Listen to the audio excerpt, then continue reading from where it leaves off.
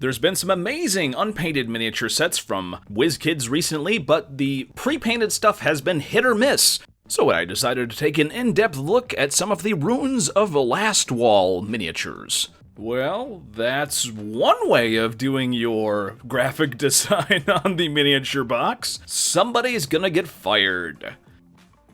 So this is the classic 4 miniatures, 3 medium or small, and 1 large. We got our little creeper here. I don't know what that Pathfinder monster is, but very useful for any number of D&D monsters. We have a lovely cultist miniature. The only issue is a little bit of spare paint destroying the face and getting on some of the clothes. That's easily fixed. It's a pretty good sculpt, actually. And then we have a lovely bird miniature. This would make a very good player character who decided to become a bird person.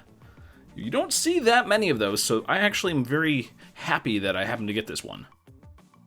And then finally, we got a gold dragon, not your standard D&D gold dragon, but rather a Pathfinder-ish gold dragon. Still, very full of personality, nice dynamic pose. I always like it when dragons are flying bases.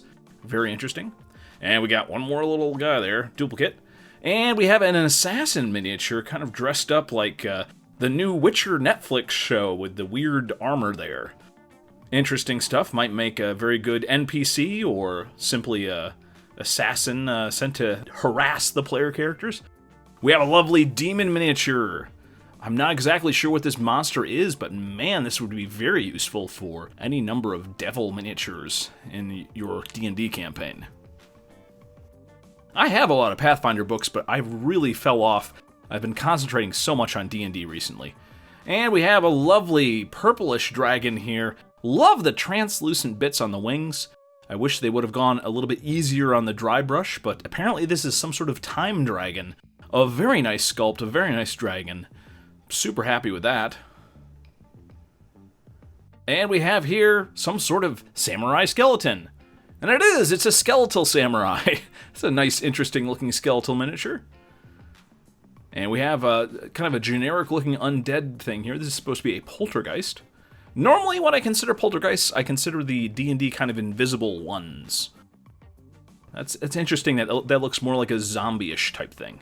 Then we have some terrain. Mostly the terrain from Pathfinder is really good. This is just a bunch of rocks kind of piled up. Not the greatest. And then finally we have a weird undead hybrid thing, where it's apparently a rider that's been inserted into its undead horse. Some really this would look in step with the rest of the Dreamblade miniatures. But yeah, no, I love this one because it's all floppy and there's no way this is gonna break. It's a very good quality plastic on this miniature.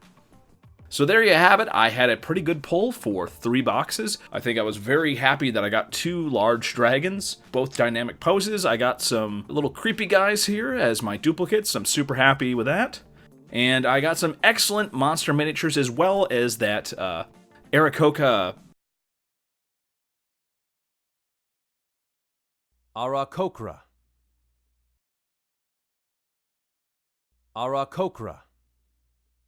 Bird person type miniature, which would be good for a PC character. And finally, once again, I just want to say how happy I am that the WizKids miniatures have gone back to the rubbery material. This is very similar to the old Hasbro miniatures. Very, very durable. That's what I like to see. And again, these dragons almost kind of go together like the pose is actually on purpose. They look like they're squaring off. Those will look really nice on a shelf. If there's any D&D products out there that you want me to take a look at, please let me know in the comments below. Have a great week, and again, thank you for all of your support.